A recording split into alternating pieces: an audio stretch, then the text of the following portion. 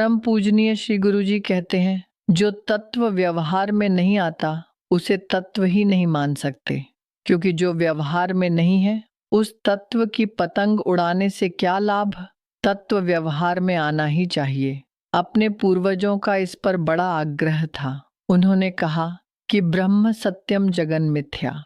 इस तत्व का यदि मरने के बाद ही अनुभव होता है तो उसका अनुभव हम नहीं करेंगे। इस जीवन में जीते जागते नित्य प्रति के व्यवहार में यदि उसकी अनुभूति आती है तब तो वह सत्य, अन्यथा ग्रहण करने के योग्य नहीं। इसलिए उन्होंने कहा कि मरने के बाद मिलने वाले स्वर्ग पर अपना विश्वास नहीं। वह है या नहीं कौन जाने। जिस बैंक का नाम सुना नहीं उसकी हुंडी नहीं चाहिए। हमें तो स्वर्ग का भी इसी जीवन में अनुभव चाहिए। उसके अनुसार व्यवहार परिवर्तित होना चाहिए। इसी दृष्टि से विचार कर हम कहते हैं कि यदि तत्व ठीक है तो उसके अनुसार व्यवहार करो। व्यवहार के लिए तत्व को मरोड़ना नहीं, तत्व के साथ व्यवहार का तद्रूप होना आवश्यक है। इसी बात को लेकर तत्व को व्यवहार में लाकर हम इतना सुधार कर पाए हैं। इतना अच्छा वायुमंडल जिसकी एक झलक हमें इसी शिविर में दिखाई देती है, उत्पन्न कर पाए हैं।